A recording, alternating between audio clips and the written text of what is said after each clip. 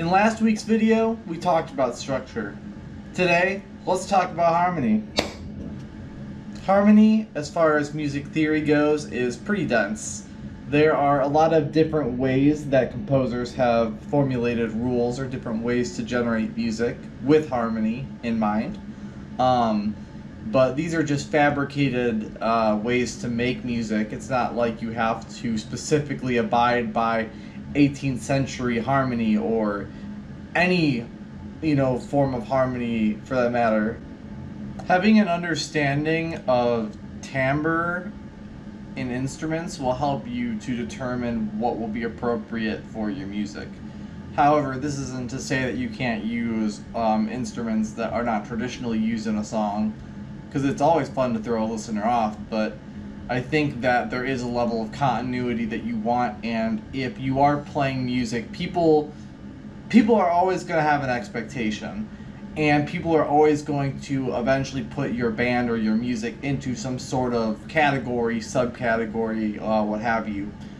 But I think it's important to at least try some stuff out and ultimately write things that you are proud of and you can stand behind. While there are a lot of rules for harmony, I think that the most important way to think about harmony in terms of music theory are specifically for intervals and for chords.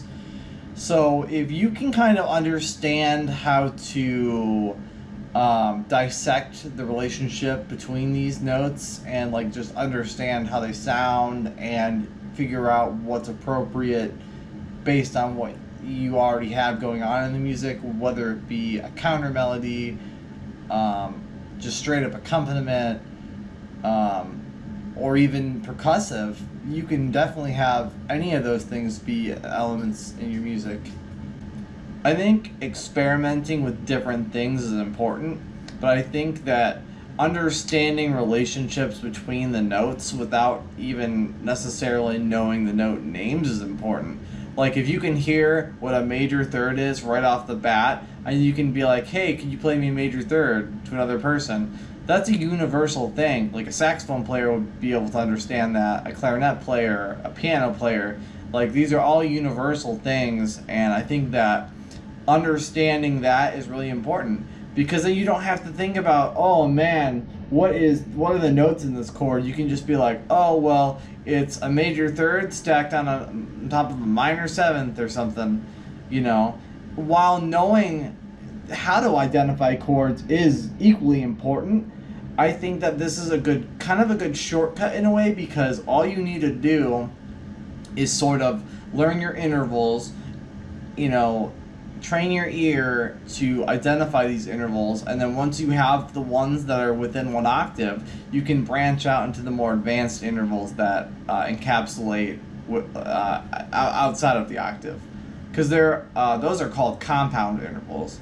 Compound intervals exceed the octave range, so that would go off into even 2 octaves plus or whatnot, depending on what is written. Okay, so let's play through all of the intervals that are encompassed within 1 octave. We're going to start with the note E. So the first is going to be the unison.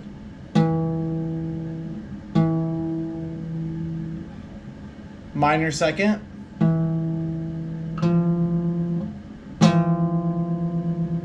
Major second.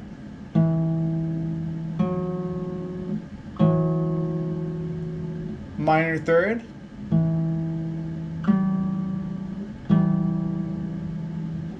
Major third.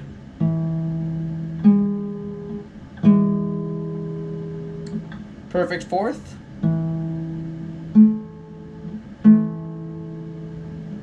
Augmented fourth or diminished fifth.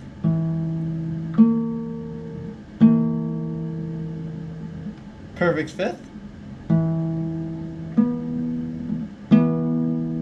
Minor sixth.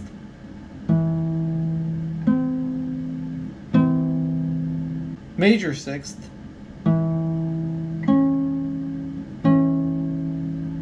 Minor seventh. Major seventh.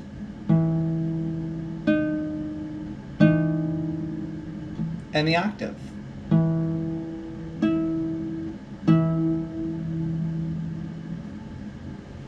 In addition to knowing your intervals within an octave, I think it's extremely important that you know these 4 types of triads as well. So the first one's going to be the major triad.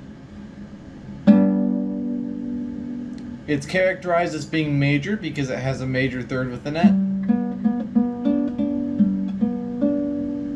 A minor triad,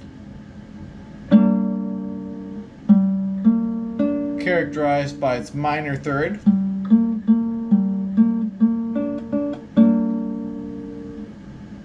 The next one is the diminished triad.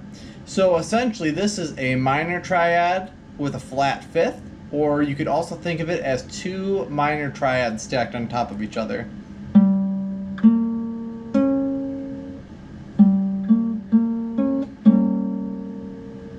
And lastly, we have the augmented triad. An augmented triad is a major triad with a sharpened fifth, or 2 major triads stacked on top of each other.